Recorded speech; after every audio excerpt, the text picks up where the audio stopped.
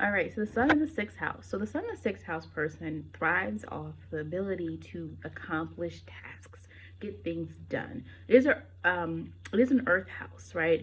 And it is ruled by Mercury. So we're dealing with here is the ability to get things done on a day-to-day basis. So wherever the sun is, where you're going to shine. So if you're a person with the sun in the sixth house, daily tasks, work, service, things like that are going to be a big part of your life. You're probably going to be someone that tends to stay busy throughout your life. Now, the other thing with that is, sometimes we'll look at that as like, if you look at the other earth houses and like what is it that they need in order to thrive, right? So the second house is about possessions, or it's about accumulating resources, right?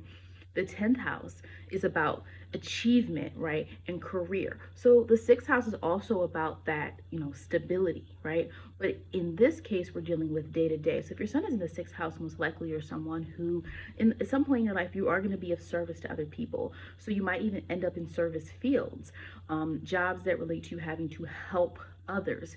All right. You think about the sixth house and the 12th house, they both relate to helping others in a way that is non-egotistical, right? And so the 12th house is more about healing, right?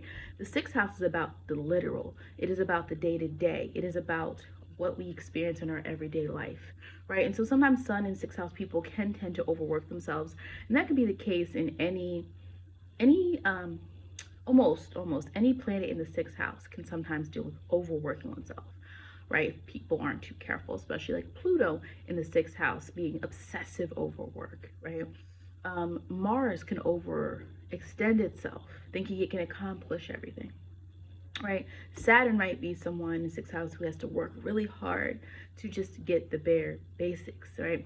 And again, these are generalities. You would have to look at the entire chart, as I always say in all of my videos, in order to understand how something will affect an individual person. But this is just a general scope for this. So because the sixth house is across from the 12th house, the thing with astrology is that it's not one dimensional. In order to understand one thing, you have to understand the other.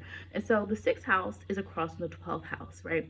And so if you think of this symbolically, it is about the 12th house being about where we go to escape, our dreams, our secrets, our self-doubt, our passiveness, our, solitude, those things, our dreams. The sixth house is where what we have to do. It is responsibilities, our day to day. That's why the sixth house is also related to work environment, not to be confused with the 10th house, which is more about the actual career and the actual reputation. So the sixth house is dealing with the fact that sometimes people can neglect their dreams. If you look at this idea, right? This 12th house is about our dreams and what we're inspired by.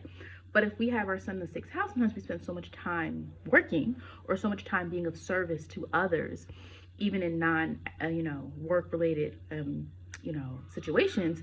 We sometimes neglect our true dreams and our true aspirations. Whereas sometimes you can find a person with 12th house energy. Now, I have a video on the 12th house.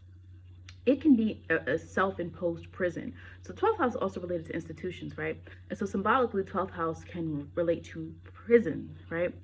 And so sometimes it's self-imposed, because a lot of the things in the 12th house are what you neglect, or the things that you need to bring to the surface. These are the things hidden in the subconscious, right? And so, but if a person can tap into that energy, they can kind of activate their dreams because they're so inspired by that activity in that 12th house, if they can break out of that self-imposed prison. Whereas the sixth house, it is about our daily obligations. And so if our sun is there, we're going to feel like we have to be there for everyone. This person needs me, I got to do it. This person needs me, I got to go. And sometimes some of these people can, especially depending on the certain sign, I think especially if you have a person who's like sun in Capricorn or sun in Aquarius or sun in Sag, I think as well, there can be a predisposition to putting work or putting your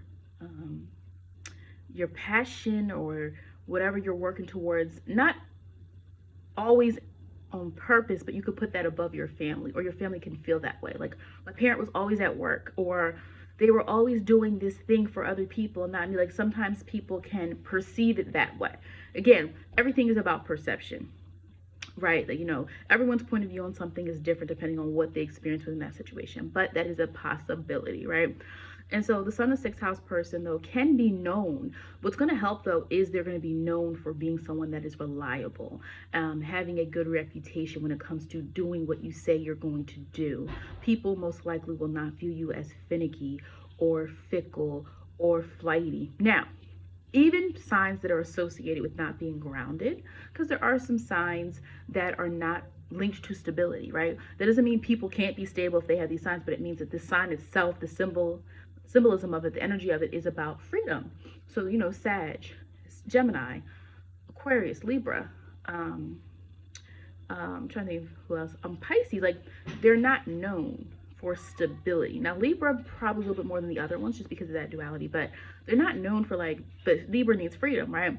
And so even if you're one of those signs that needs freedom and you don't like to feel restricted by rules and boundaries, you're still going to have more of that essence of being stable than another person of your sign, because your sun is in the sixth house and you're going to shine in that area. And people are going to view you as someone who's reliable.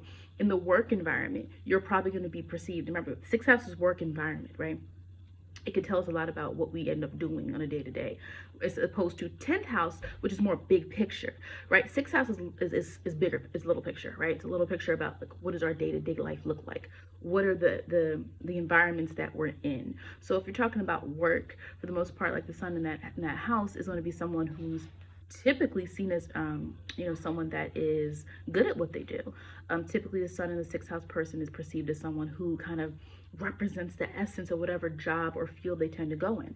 As I said before, not everything is linked to work. Like, you could have the sun sign in a different house, because the sixth house is related to work and service and health. Sometimes you'll find sun in sixth house people where they veer towards occupations that help others, because that is how you feel fulfilled. That is how the ego gets fulfilled. Not referring to the ego as simply just feeling, there's two sides of ego. Ego basically meaning identity. And then when we talk about ego, a lot of times in the waking world, in our day-to-day, it's about someone being egotistical and someone who is very full of themselves, or someone who is, has those traits of someone who's always trying to get people to see how great they are. There's two definitions of ego, and we're talking more so about the ego with astrology being like the identity. Not to be confused with the fact that there are some signs of egotistical, and sometimes we'll use those interchangeably.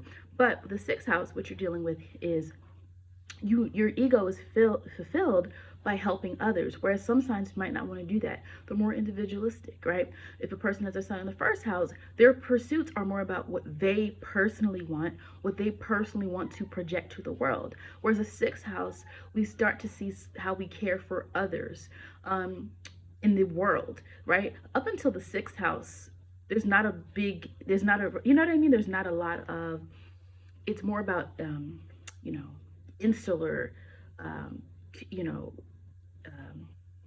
feelings towards how to help someone, right? Your group, your family, your neighborhood, right? Third house, neighborhood, right? Your siblings, things like that. Fourth house, family and friends, right? Fifth house is not about helping others. It's about bringing people together, and it is about showcasing, it is about public image, it is about joy and all these different things. But the fifth house is not about helping others. Once we get the sixth house, we start to help other people. And then as we go from 6, 7, 8, 9, 10, 11, 12, we see how that evolves to big picture, how that evolves through Pisces, how that evolves through Sag. You see what I'm saying? So it's very symbolic. Everything in astrology is symbolic. That's why I said you got to look at both parts of something. You can't just look at one part of astrology and say that's it. You have to look at it in comparison, in contrast to other things. So the sun sixth house person, they might be geared towards certain fields where they help or assist others, such as medicine, nursing, teaching, therapy, physical therapy, occupational therapists. Remember, the sixth house also related to health. So that's why sometimes you'll see people in health-related fields. Whether, and sometimes it's not always physical, it could be mental health as well. And so sixth house people, even if you don't have the sun, you have another planet there besides the sun, even Jupiter or Mercury, like this can be Venus. This can be someone who is their career, their day-to-day, what they do every day has to be revolving helping others. Now it could be work, but also can extend to their personal life. Again, dependable person, someone who doesn't like to let others down, someone who is constant, someone who is stable. Whether they have a lot of resources or not, that's a part of their identity and who they are. All right. But the sixth house person does have to sometimes enjoy life. and real make sure you're not overdoing it, overworking yourself, and overly identifying with what you do. Really working on who you are can definitely be something that can help a sun in the sixth house person. And again, it depends on the whole chart in order to see like how this energy might play out with other planets or other placements within the chart. Thank you for watching.